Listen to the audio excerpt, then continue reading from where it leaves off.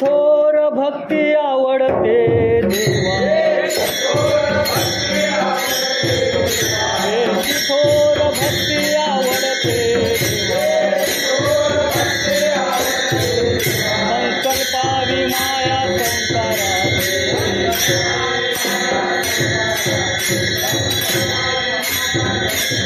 त्याची थोर भक्ती आवडते देवा, त्याची थोर भक्ती आवडते देवा, संकल्पावी माया संसारात,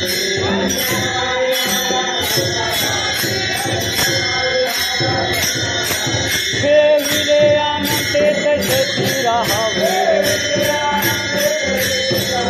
ठेविले अनंते तसेची राहावे, चित्त्या तुझावे समाधान,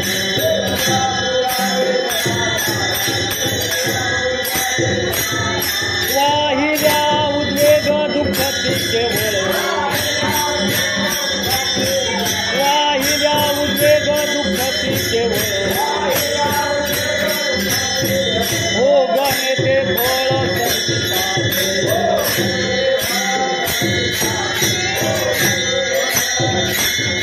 ठेविले अनंते तसेची राहावे, ठेविले अनंते तसेची राहावे, नित्या तुझावे समाधान,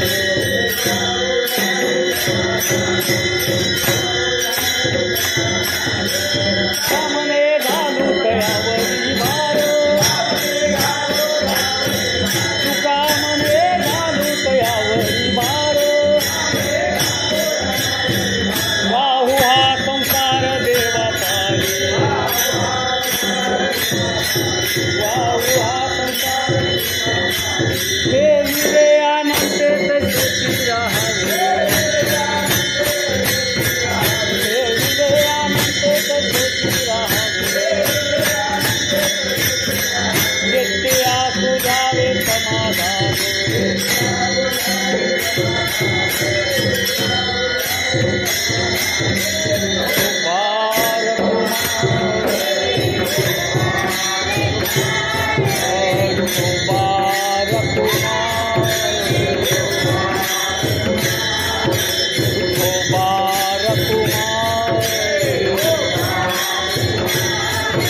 विठोबा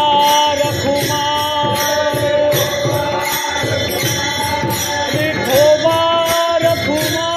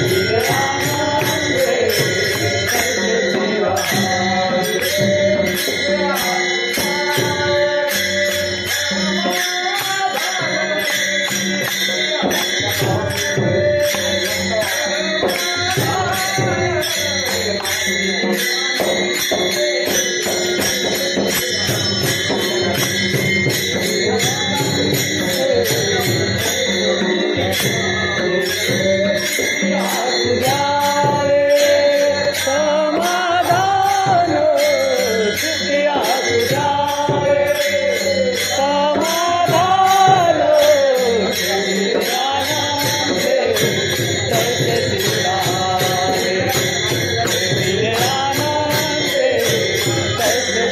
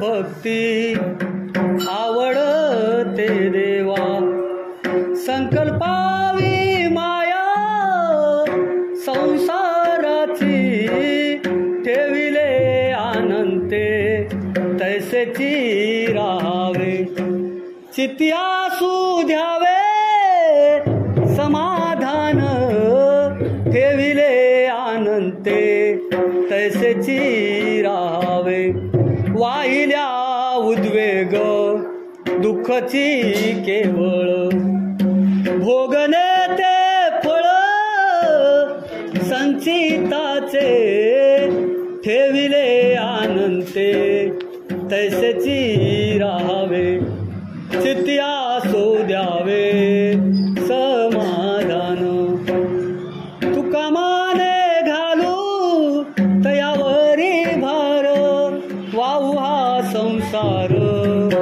देवा पायी विठाला विठाला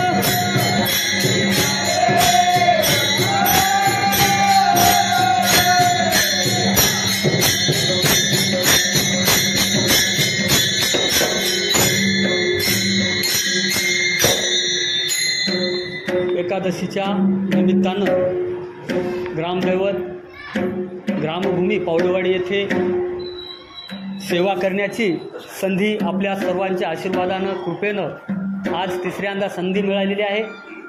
सेवेला प्रारंभ करण्यापूर्वी ओम नमो जी आद्या वेद प्रतिपाद्या जय जय स्वसंवेद्या आत्मरूपा देवा तुची गणेशो सकलार्थमती प्रकाशो मने निवृत्ती दासो अवधारा जोजी जयाचे केली स्मरण होय सकळ विद्यांचे अधिकरण तेची वंदू श्रीचरण श्री गुरुचे नमो सद्गुरु तुकया ज्ञान दीपा नमो सद्गुरु सच्चिदानंद रूपा नमो सद्गुरु भक्त कल्याण मूर्ती, नमो सद्गुरु भास्करा पूर्ण कीर्ती. सेवे लागी सेवक झालो, तुमच्या आलो जागरणा. अहो स्वामी तुकिया देवा, यावरी न करावा आवेरो. ओम नमो ज्ञानेश्वरा.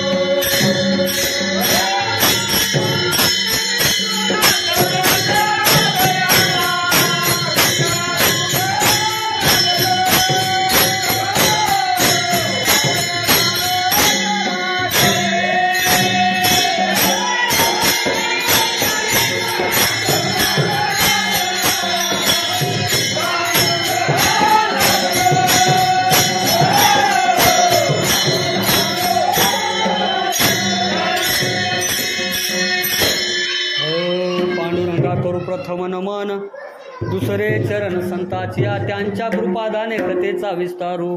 बाबाजी सद्गुरु दास तुका, हेची थोर भक्ती आवडते देवा. संकल्पावी माया संसाराची. जगदवंदनीय जगद्गुरु संत तुकोबाराय या ब्रह्मांडामध्ये, या विश्वामध्ये नवे नवे या महाराष्ट्रातल्या प्रत्येक मराठी माणसाच्या मनामध्ये वारकरी संप्रदायातील संतांचं, वारकरी मंडळींचं, भजन्यांचं, प्रत्येक जीवाचं कल्याण करणारे जगदवंदनीय संत तुकोबाराय यांच्या वाणीतून निघालेला एक एक अभंगाचा शब्द या सृष्टीचं कल्याण करणार आहे. आणि या महाराष्ट्रामध्ये, या भूमीमध्ये तुकोबारायांच्या गाथेचं वाचन करण्याचं, तुकोबारायांच्या गाथेतील अभंग श्रवण करण्याचं आणि नवे नवे त्याचं चिंतन, मनन आणि भजन करण्याचं भाग्य तुम्हाला आम्हाला लाभलं. यापेक्षा दुसरं भाग्य काही नसतं.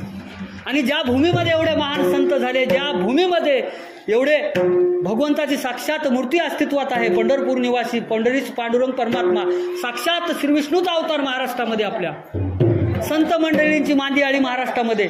आणि एवढं सर्व असताना आपण या वारकरी संप्रदायामध्ये लाखोच्या नव्हे करोडोच्या संख्येमध्ये आपण सर्वजण या संप्रदायाचं अनुकरण करतो. आणि हे एक भाग्य आहे. जन्माला विश्वामध्ये यावं, विश्वामध्ये जन्माला पुन्हा भारतात यावं, भारतामध्ये पुन्हा महाराष्ट्रात जन्माला यावं. आणि ज्या व्यक्तीचा महाराष्ट्रात जन्म झाला ते तर धन्यच आहे, परंतु ज्याचा वारकरी संप्रदायात जन्म झाला त्याच्या एवढं दुसरं भाग्यवान नाही.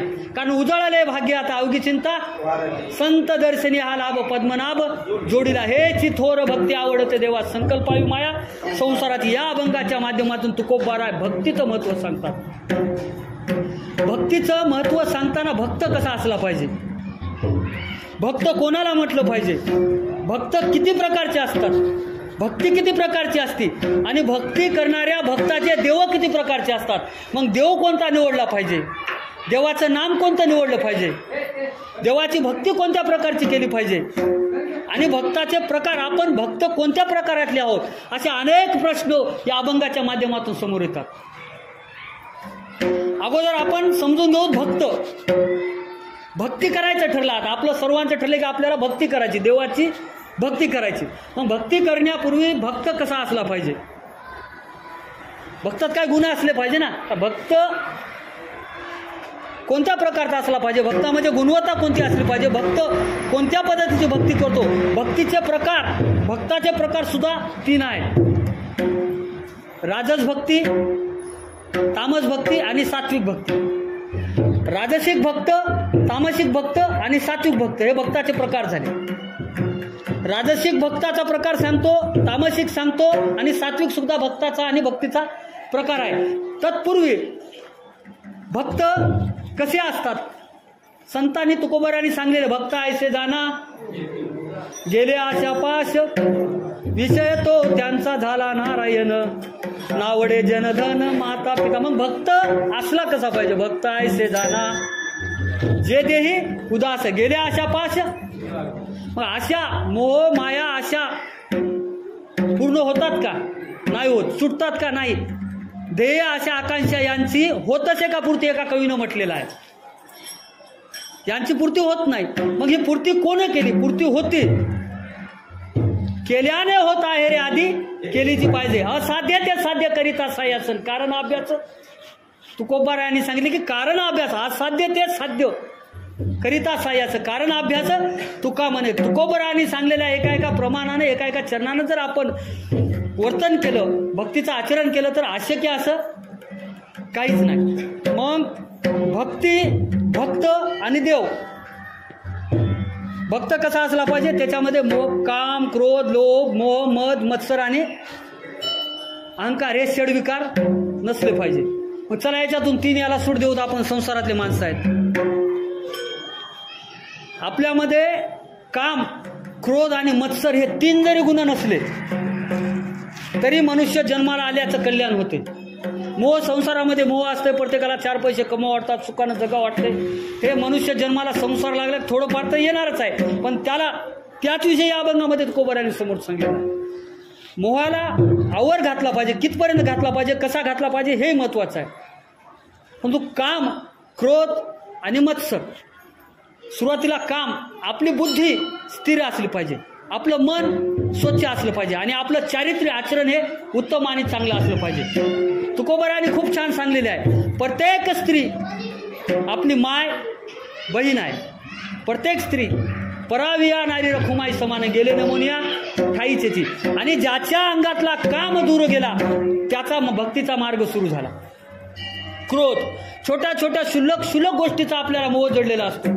छोट्या छोट्या गोष्टीचा, सहज काहीतरी घरामध्ये आरसा फुटला रागात येतात, लेकरांना पाणी सांडवलं रागात येतात, किंवा कोणी थोडंफार घरातल्या घरात रागामध्ये फनपत करत उलटं बोललं रागात येतात. थोडा जर आपण क्रोध आवरला आणि शांतीच्या मार्गाने जर निघालं तर भक्तीचा मार्ग सोपा होतो. क्रोध आवरला भक्तीकडे वळता. आणि मत्सर, काहीच करायचं नाही, दुसऱ्यानं काही करो पुढे जाऊ मागे राहू, एकमेकाचा द्वेष करायचा नाही, एकमेकाचा मत्सर करायचा नाही.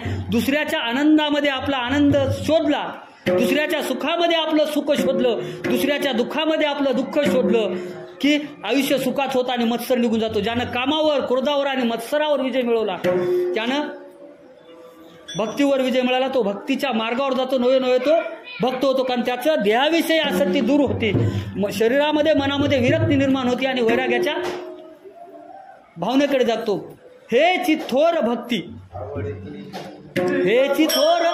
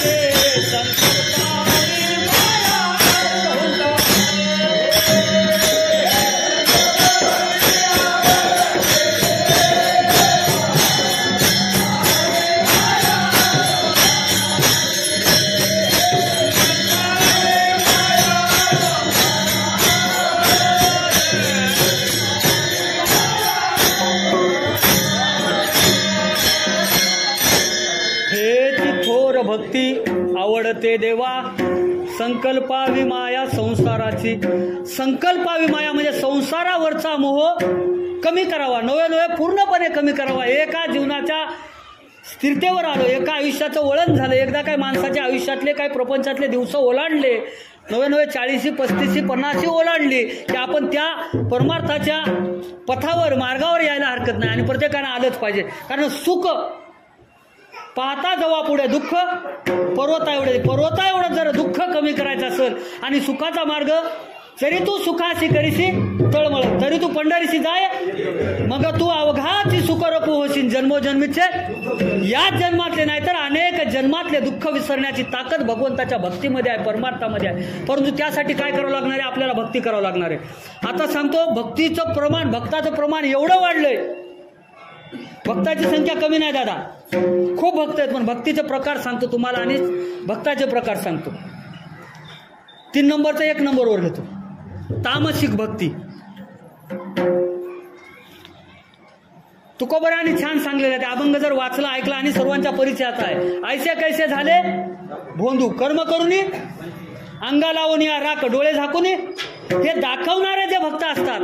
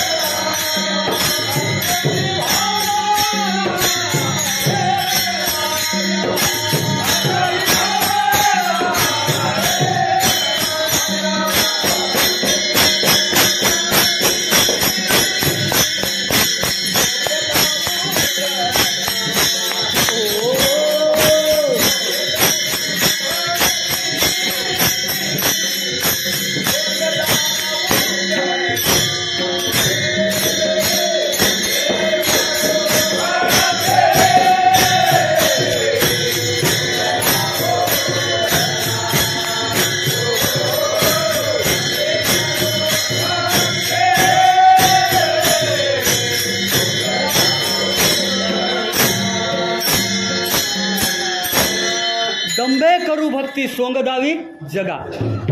लोकांनी चांगलं म्हणावं किंवा लोकांच्या डोळ्यामध्ये धुळफेक करण्यासाठी जी भक्ती केली जाते त्या भक्तीला तामसिक भक्ती म्हणतात. आणि तामसिक भक्त ज्या देवाची भक्ती करतात त्यांना नवस, म्हणजे ते भक्ती कशासाठी करतात? त्या देवाकडून काहीतरी मिळालं पाहिजे, मग त्या देवाला बळी द्यायला तयार, धर्माच्या विरोधात आचरण करायला तयार. ते देव आहे तसेच आणि ते भक्त आहे तसेच. त्याने आयुष्यभर कितीही भक्ती केली, कितीही नवस फेडले, कितीही नवस केले तरी त्याला 84 कोटी योनीचा फेरा त्यांना चुकणार नाही. हे तामसिक भक्ताचं लक्षण सांगालो. तामसिक भक्त, तामसिक देव आणि त्या भक्तीचं फळ म्हणजे त्यांना या 84 लक्ष योनीमध्ये जन्म.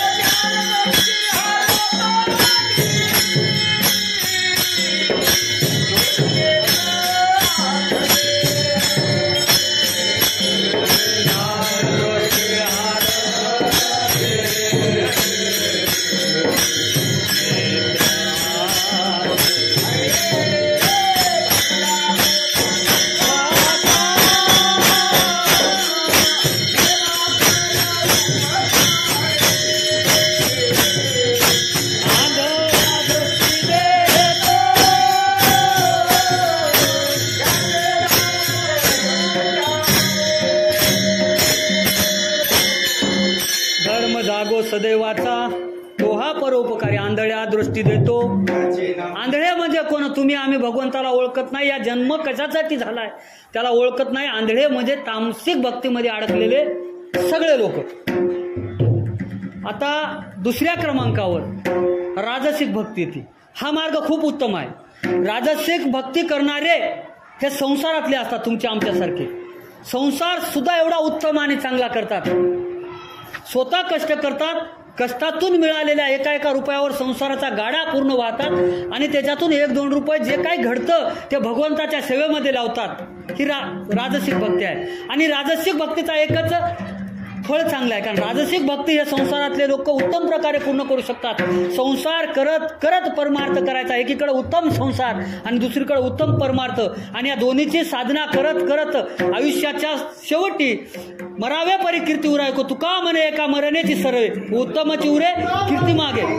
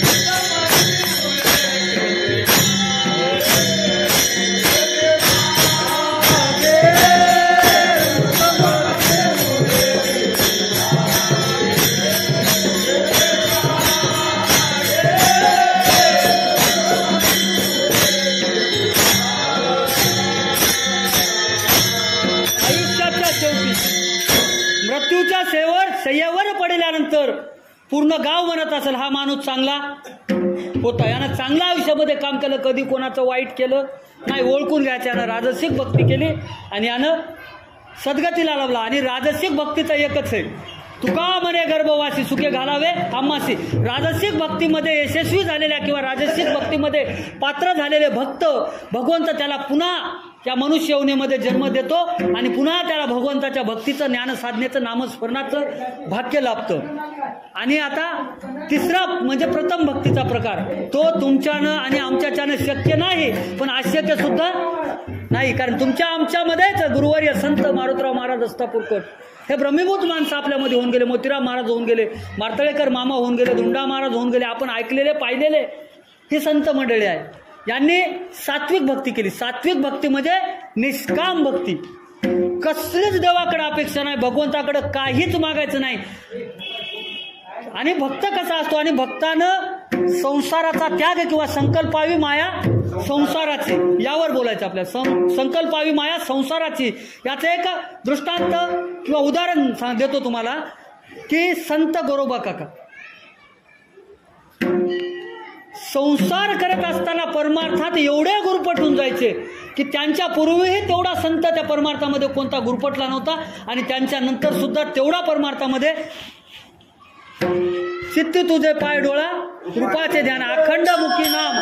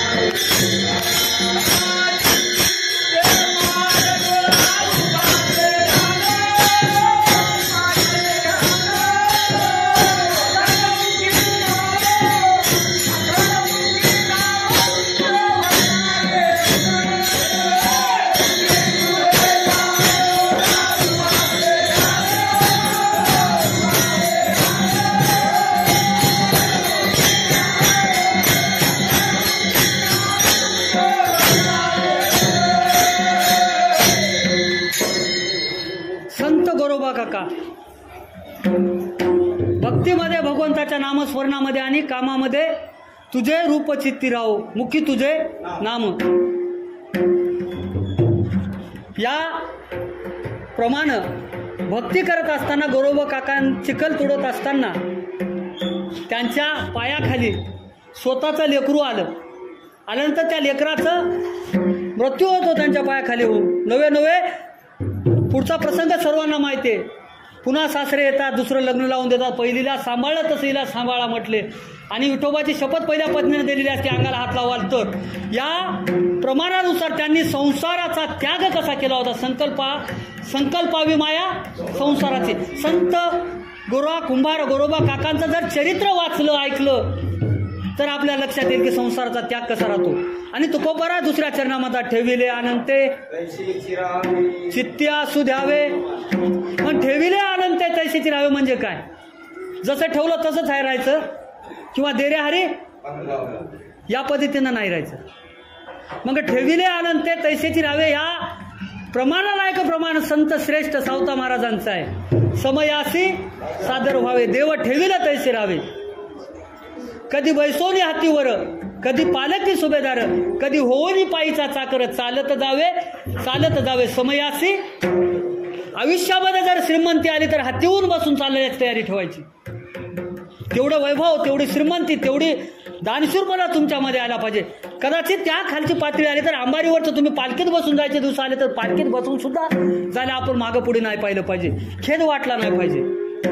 आणि त्याही पलीकडे जर कधी कोणाचा चाकर व्हायची वेळ आली, कोणाच्या घरी काम करायची वेळ आली किंवा त्या पालखीच्या पुढे भाला घेऊन पायानं चालत जायची जरी वेळ आली तरी चालत जायची तयारी ठेवली पाहिजे.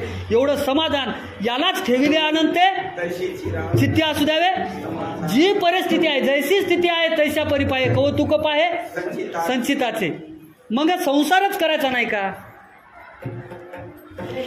किंवा भक्तीच करायची का?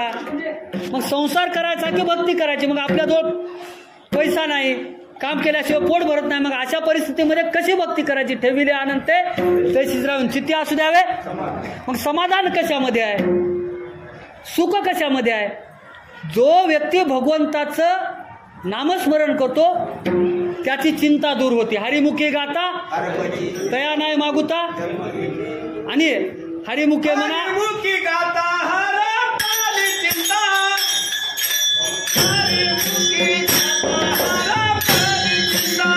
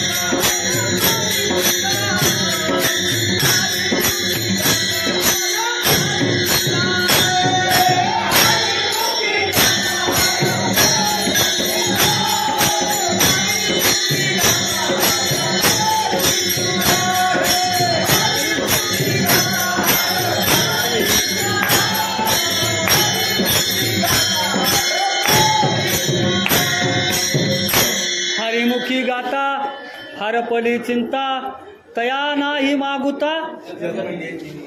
ठेविले अनंते चित्ती असू द्यावे. हे का सांगितलं तुकोबाराने? ठेविले अनंते तैसे चिरावे चित्ती असू द्यावे समाधान. मग संसार करताना जसं ठेवलं तसं मग कामच करायचं नाही का तुकोबर. आणि तेही सांगितलं जोडोन या धन उत्तम व्यवहारे उदास विचारे वेच करी. म्हणजे चांगल्या प्रकारे चांगल्या मार्गानं कष्टानं धन कमवायचं, पैसे जोडायचे आणि ते भगवंताच्या भक्तीवर परमार्थावर आणि संसाराच्या कुटुंबाच्या कल्याणासाठी ते खर्च करायचे. भक्ती साध्य करण्याचा तो सुद्धा मार्ग आहे. आणि तुम्हाला धनाचे सुद्धा 3 प्रकार आहेत, राजस तामस आणि सात्विक. आज या 3च याच्यावर मी बोलणार आहे. राजसिक धन हे समाधानातून कष्टातून आलेलं असतं. तामसिक धन हे चोरी लुटारी करून 2 नंबरचं कमवलेलं धन तामसिक धन आहे. आणि सात्विक माणसाच्या धनाचा प्रश्नच नाही. कारण सात्विक धन तुकोबारायाकडे आलं होतं, छत्रपती शिवरायांनी पाठवलं होतं, परत केलं. सात्विक धन संताकडे. एक सुंदर उदाहरण सांगतो तुम्हाला. लहान होतो त्यावेळेची गोष्ट आहे. वैकुंठवासी संत श्रेष्ठ मारुतराव महाराज दस्तापूरकर पद्मावती महादेव मंदिरावर बसायचे तिथं. लहान 2री-3रीला असं. त्यावेळेस अनेक जण महाराजांच्या तारखा घ्यायला यायच्या. महाराजांचं म्हणजे कसं होतं, दिनरजनी हाची धंदा गोविंदाचे. त्या पद्मावतीच्या ओट्यावर मांडी घालून बसायचे, ज्ञानेश्वरी पुढे ठेवून. आणि ज्ञानेश्वरी वाचणं झाली की भजन करत बसायचे, राम राम राम राम. मारुतराव माझं सतत राहायचं. आणि त्या काळामध्ये काही गाड्या नव्हत्या, फोन नव्हते, काय नाही. जे कोणी सोमवारी किंवा त्या मंदिरावर पद्मावतीला दर्शनाला यायचे आणि महाराजाला म्हणायचे की महाराज कीर्तन आहे, सप्ताह ठेवलाय, तारीख पाहिजे, कवा पाहिजे. तर महाराजाचा एकच शब्द होता, आताचा आणि तेव्हाचा सांगतो, फार काळ ओलांडला नाही दादा. किती दळतूस म्हणायची. त्या काळामध्ये लोकांना खायला भेटायचं नाही, गोरगरिबांना अन्नाची परवड होती. कधीतरी पोळ्या व्हायच्या, कधीतरी भाकरी व्हायच्या, शिळे कुटके धान. प्रत्येक आपल्या आईवडिलांनी आपल्या आजी आजोबांनी एवढे वाईट दिवस काढले, एवढी दारिद्र्य काढली, एवढी गरिबी काढली. आणि संतांना कळवळा असतो भक्तांचा, संतांचा, जनतेचा, या रयतेचा. आणि यांच्या कल्याणासाठी संत श्रेष्ठ मारुतराव महाराज एकच शब्द म्हणायचे, किती दळतूस. आणि आता आपण म्हणतो किती देतोस. एवढाच फरक झालाय. दळतूस आणि एवढाच परमार्थामध्ये फरक आलाय. आणि त्यांनी जनतेच्या वारकरी संप्रदायाच्या उत्कर्षासाठी या भगवा ध्वज मराठवाड्यामध्ये, महाराष्ट्रामध्ये, नवे भारतभर फडकत राहावा, वारकरी संप्रदाय वाढत जावा, यासाठी जे संतांनी काम केलं, म्हणून त्यांचं नामस्मरण आपण आजही करतो. आणि मारुतराव महाराजांनी सुद्धा या अभंगाचं तंतोतंत पालन केलेलं आहे, जगलेलं आहे. आणि तुम्ही आम्ही सर्वांनी बघलेलं आहे. आणि आपल्या गावाचं आणि आपल्या प्रत्येक माणसाचं भाग्य आहे की त्या संतांचे पदपर्श आपल्या गावाला लाभलेले आहेत. ठेविले अनंते तैसे चिरावे चित्ती असू द्यावे समाधान. आणि हे समाधान फक्त संताकडे आणि तुमच्या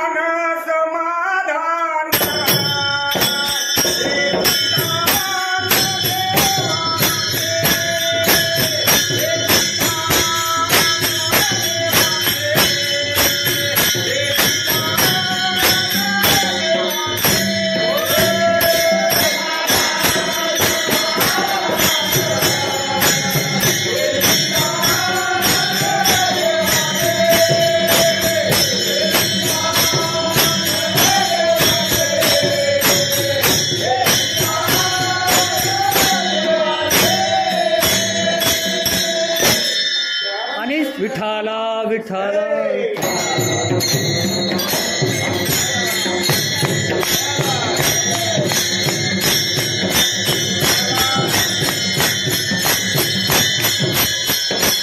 संत श्रेष्ठ एकनाथ महाराज सांगतात, समाधान कुठे. प्रेम सुख देई प्रेमाविन नाही, ठेविले अनंते चित्ती असू द्यावे. मग प्रेम भगवंताच्या चरणावर, भगवंताच्या प्रती असलं पाहिजे. मग आपुला देव कसा असला पाहिजे. आपुला देव 5 देव सांगितलेले आहेत, शिव, सूर्य, विष्णू, लक्ष्मी, शक्ती. आणि महाराज 5वे कोणते येतात, शिव, सूर्य, विष्णू, शक्ती आणि अग्नी. हे 5 दैवत सांगितलेले आहेत. आणि या 5 दैवताची भक्ती जो कोणी व्यक्ती करेल, का गणपती आहे, अग्नी नाही, गणपती. 5 देवतांची भक्ती जो करतो त्याचा आयुष्याचा कल्याण आहे, त्याला मोक्षप्राप्तीचा मार्ग सुकर जाणार आहे. मग ठेविले अनंते तैसे चिरावे चित्ती असू द्यावे समाधान. समाधान राहण्यासाठी हेच काम करावं लागेल. आणि समाधान राहण्यासाठी मनावर ताबा ठेवावा लागतो. आणि मनावर ताबा ठेवण्यासाठी तुकोबरायांनी सांगितलेलं आहे, हेची करी काम मना जपे राम राम, लागो हाची छंद मना गोविंद गोविंद. एकच काम करायचं, सारखं भजन करायचं. आता आपण हे करू. निवृत्ती ज्ञानदेव सोपान मुक्ताबाई, एकनाथ नामदेव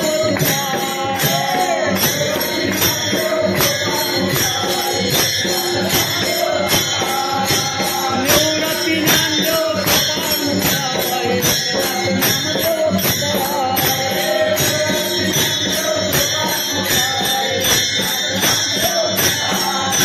एकनाथ नामदेव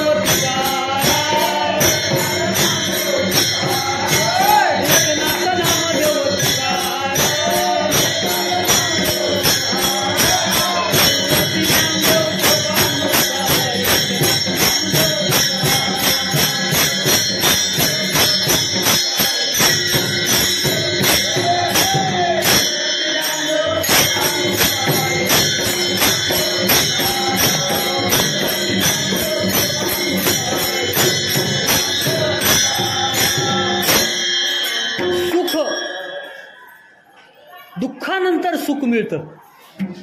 आणि आयुष्यामध्ये असंच झालं पाहिजे. सुखानंतर दुःख कोणाच्या वैऱ्याच्या सुद्धा नशिबात येऊ नये. आयुष्यभर दुःख आलं तरी हरकत नाही, आयुष्यभर त्रास झाला तरी हरकत नाही, आयुष्यभर वेदना झाल्या तरी हरकत नाही. कारण त्या दुःखामध्ये, वेदनामध्ये जगताना माणसाचं शरीर त्यामध्ये तोलून सोलून शिजून उकडून निघालं म्हणायला हरकत नाही. कारण त्या दुःखाची एकदा सवय झाली की माणूस त्या दुःखाकडे सुद्धा दुर्लक्ष करतं. परंतु आयुष्यभर सुख भेटलं, कधीच म्हणेल ते राजियाची कांता मनाची या जोगे.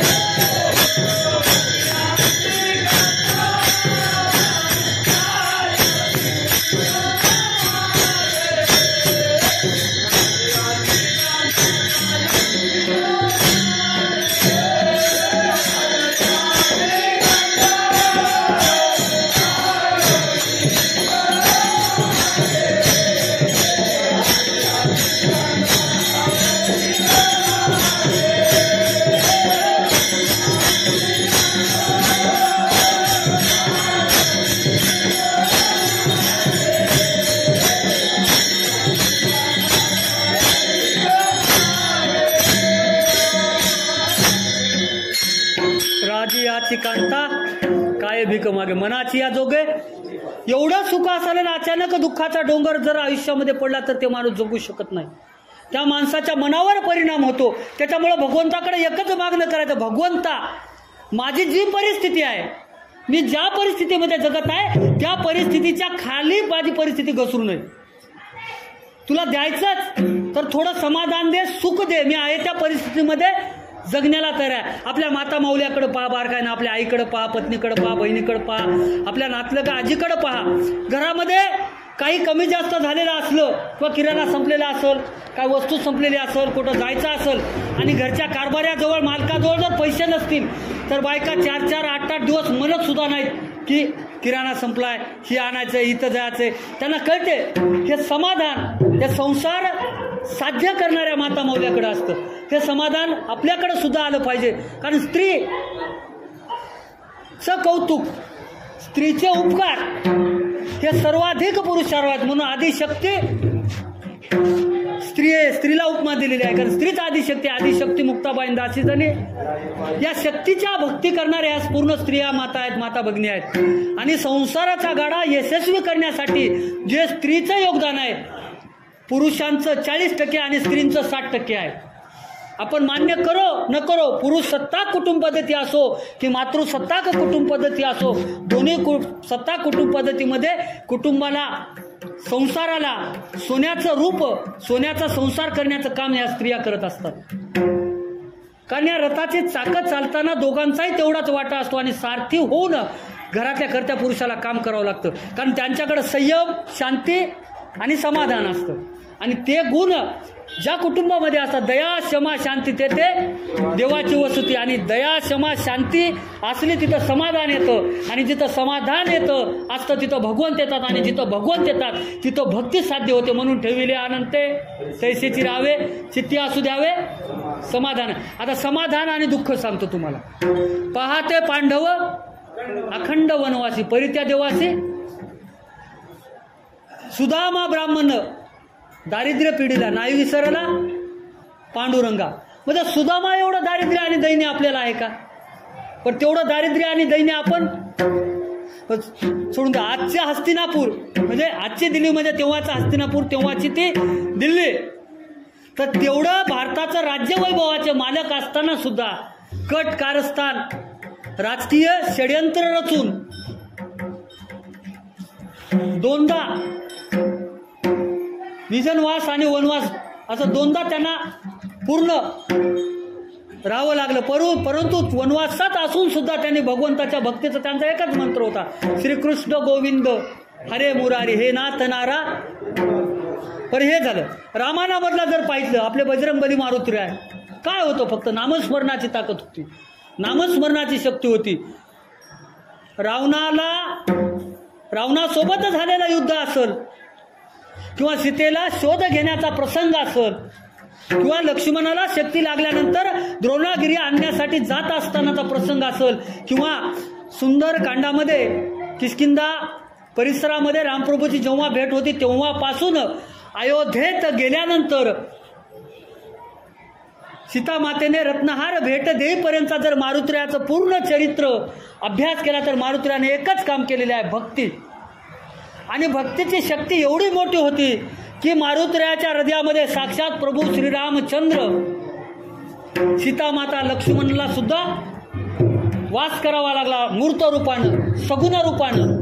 आज तुमच्या आणि आमच्यामध्ये भगवान तर निर्गुण रूपानं, आत्म्याच्या रूपानं आपल्या शरीरामध्ये आहेत, पण सगुण रूपानं मारुतीरायाच्या हृदयामध्ये रामप्रभू होते. आणि त्रेतायुगामध्ये मारुतीरायाच्या हृदयामध्ये श्रीराम प्रभू होते. आणि कलियुगाच्या या 12व्या शतकामध्ये संत सावता महाराजांच्या हृदयामध्ये साक्षात भगवान परमात्मा पांडुरंग.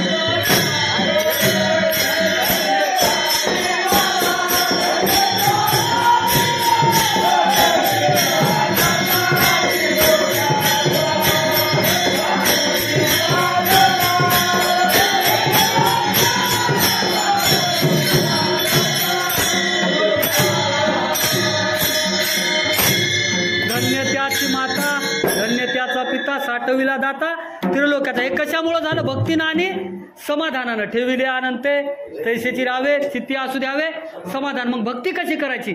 भक्तीचे प्रकार महाराज सांगतात, आपल्याला कळत सुद्धा नाही पूजा करताना. कायेनं वाचेनं आणि तुका मने मन पूजा इच्छे नारायण. कायेनं वाचेनं मनानं. आणि पाहिजे काय देवाला? फलम पुष्पम तोयम, फळ पुष्प आणि पाणी. काया म्हणजे शरीरानं, वाचेनं आणि मनानं भक्ती करायची. याला का पैसे लागतात काय? नाही लागत. याला वेळ लागते काय? नाही. जिथं वेळ असेल तिथं तुकोबराय म्हणतात शिंक जांभळी इंगलाबळी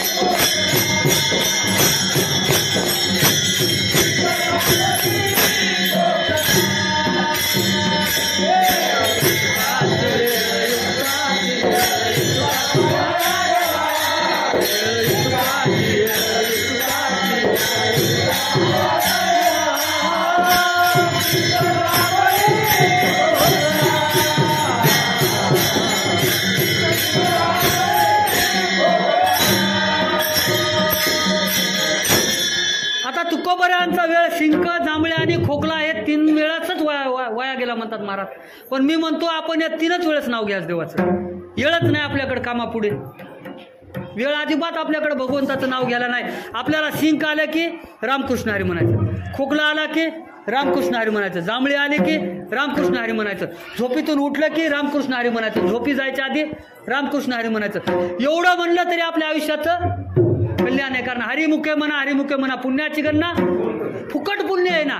दान करायचं नाही, धर्म करायचं नाही, द्यायचं नाही, घ्यायचं नाही, काहीच नाही. पण हे करताना एकच गोष्ट करायची, कोणाचंच वाईट करायचं नाही, कोणाचंच वाईट चित्तायचं नाही आणि कोणाच्याच कशाची अपेक्षा ठेवायची नाही. एवढं जर निष्काम जर भगवंताची भक्ती केली, नामस्मरण केलं तरी आयुष्याचं कल्याण आहे. ठेविले आनंद तैसेच राहावे, चित्ती असू द्यावे समाधान. आता वेळ होत आलेली आहे. वाहिल्या उद्वेग दुःखाची केवळ भोगण्याचे फळ संचिताचे. संसार असा आहे की डोंगर आहे. संसार हे डोंगर आहे, उन्हाळ्यातलं माळ रान आहे. आपल्याला दिसतात हिरवे झाडं. आता तुम्ही उन्हाळ्याच्या आता दिवस येतं, रोडवरून जाताना 1 किलोमीटरचा जर माळ बघितला, आता हिरवा गार दिसते. किती झाडं आहेत वाटतं. त्या माळाच्या जसं जसं तुम्ही जवळ जाताल त्या माळावर पायाने 1 पाऊल 2 पाऊल जसं जसं जाता झाडं दूर दूर दिसतात. सावली नसती, काट्या पडलेले राहतात, कुपाटे राहतात, लाकडं मोडून पडलेले राहतात. आणि जसं जसं वरी गेला जगतं त्या माळावर पाणी राहत नाही, ताण लागलेली राहते. तिथं सुख आलं का नाही. हे संसाराचा माळच आहे. पण इकून तुकून त्या संसाराच्या माळातून निष्ठून खाली यायचं. जेवढं वर गेलं तेवढं खाली यावं लागते. आधीच तहान लागलेली, पाय दुखायलेत, माळावर चढले म्हणजे अर्धा संसार झालेला आहे, सोडता येत नाही. अर्ध्या संसारातून खाली उतरताना पळाव तर माळावून तोंडावर खाली पडते, गमनं जावं तर चला वाटना, करावं काय. मग अशा प्रसंगामध्ये त्या माळावरच शांत चित्तानं बसावं लागतं. म्हणजे आपण आता संसाराच्या ज्या स्टेपमध्ये आहोत, संसाराच्या ज्या प्रसंगामध्ये आहोत. आता तुम्हाला सांगतो, वयाच्या 40 मध्ये भक्ती करतो, 50 मध्ये भक्ती करतो, 20 मध्ये भक्ती करतो, किंवा वयाच्या 60 नंतर भक्ती, हे सोडून द्या. एवढी रोगराई आलेली आहे, एवढा आयुष्यामध्ये ताणतणाव आलेला आहे. आता जे आपलं वय आहे, आता जी आपली वेळ आहे, आपण जिवंत आहोत, हेच आपलं भाग्य आहे. आणि याच भाग्याच्या क्षणामध्ये भगवंताचं नाम घेतलं की समाधान आहे. आणि हे समाधान साध्य करण्यासाठी आपली जी परिस्थिती आहे, वारंवार यावर सांगण्याचं कारण एकच की आपण याला मोह आहे, माया आहे, आशा आहे. एकमेकाची बरोबरी करण्याच्या नादामध्ये आपण वाहत चाललोत आणि या वाहत जाण्यामध्ये आपण आपल्या अस्तित्वाचा आणि भक्तीचा विसर पडला आहे. आणि या विसर पडल्यामुळे आपण दुःखात जातो. वाहिल्या उद्वेग दुःखाची केवळ भोगण्याचे फळ संचिताचे. आपण कर्म केलं, कर्मनेवा अधिकार असते, मा फलेषु कदाचन येत वडील जे करीती तया नाम धर्म ठेवती एरती आचरती सकळ जन. कर्म आणि धर्म एकाच नाण्याच्या दोन बाजू आहेत. चांगलं कर्म केलं की धर्माचं पालन होते, वाईट कर्म केलं की धर्माचं आचरण होत नाही, धर्माच्या विरोधात काम होते. मग कर्म चांगलं करायचं आपलं काम आहे आणि चांगल्या कर्माचं फळ निश्चित चांगलं भेटतं, वाईट कर्माचं फळ वाईट भेटतं. पण तुकोबर आहे म्हणतात वाहिल्या उद्वेग, उगाच दुःख करायचं नाही. उद्योग हे संसारामध्ये दुःख करण्याचं कारण नाही, कारण जे काय आपण कर्म केले त्या कर्माचे फळ आपल्याला भोगावं लागणार आहेत. म्हणून तुकोबर आहे शेवटच्या चरणामध्ये सांगतात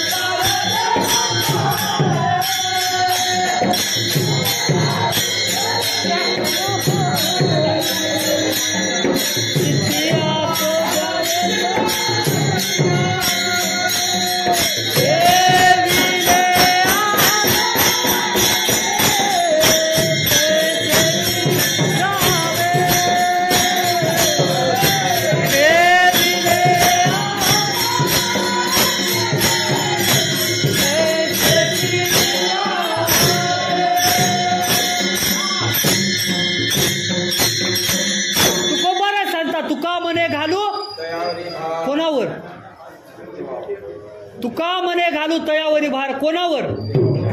समचरण दृष्टी तेथे माझी हरी, किंवा ज्याच्याकडे पाहिलं की सुख होतं रूप पाहता लोचनी सुख झाले हो, किंवा सदा माझे डोळा जडो तुझी मूर्ती रखुमाईच्या पती, गोड तुझे रूप गोड तुझे नाम देई माझं प्रेम.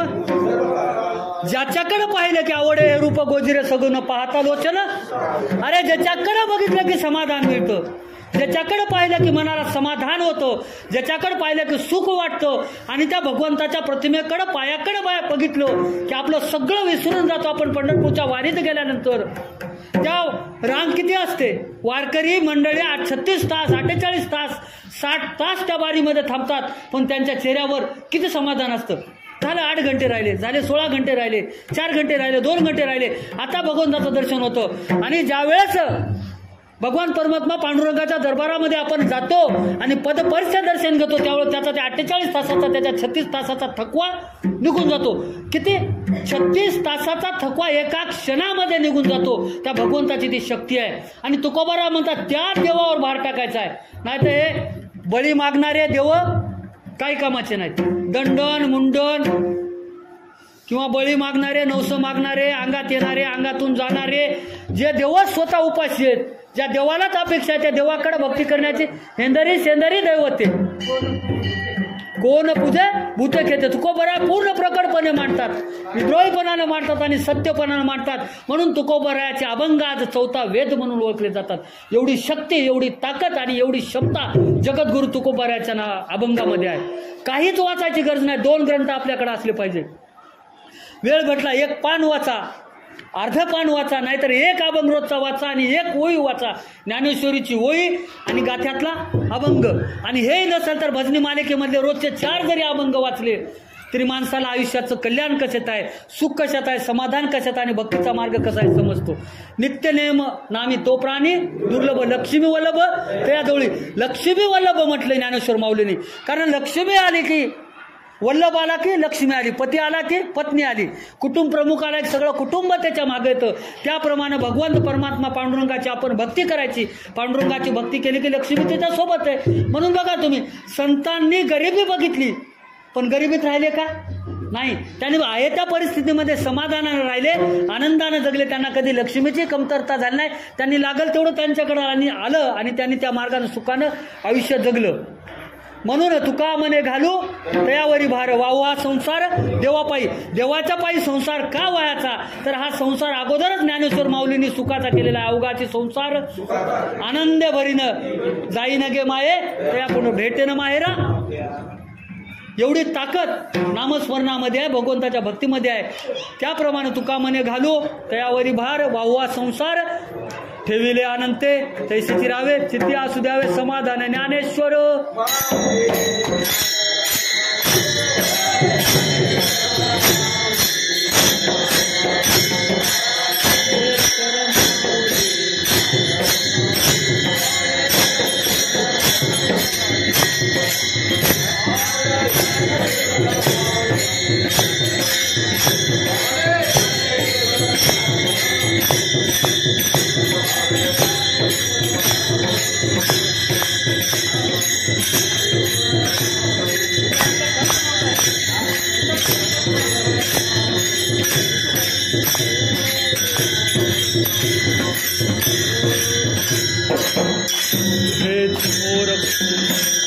हेची थोर भक्ती आवडते देवा. संकल्पावी माया संसाराची ठेविले अनंते तैसे चिरावे चित्ती असू द्यावे समाधान. वाहिल्या उद्वेग दुःखची केवळ भोगने ते फळ संचिताचे. तुका मने घालू तयावरी भार वाहू संसार देवा पायी ठेविले अनंते तैसे चिरावे चित्ती असू द्यावे समाधान. विठ्ठला विठ्ठला.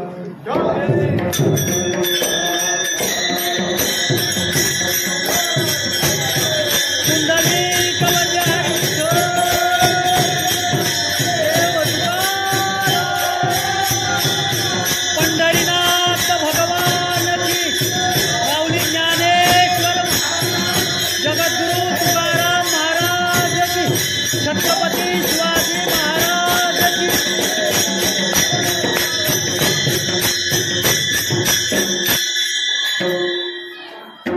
संतश्रेष्ठ तुकोबाराय, संतश्रेष्ठ माऊली आपल्या सर्वांच्या आशीर्वादानं मोडक्या तोडक्या शब्दामध्ये अभंगाचं निरूपण करण्याचा प्रयत्न. कर्मभूमी जन्मभूमी पावडेवाडीमध्ये सेवा करण्याचं भाग्य किंवा सेवाची सुरुवात करण्याचं भाग्य आपल्या सर्वांच्या आशीर्वादामुळं, सहकार्यामुळं आणि सर्वांच्या प्रेमामुळं लाभत आहे. अशीच भगवंतानं सेवेची संधी देत राहावं आणि सेवा करण्याची संधी मिळावी आणि माझ्या हातून सेवा घडावी.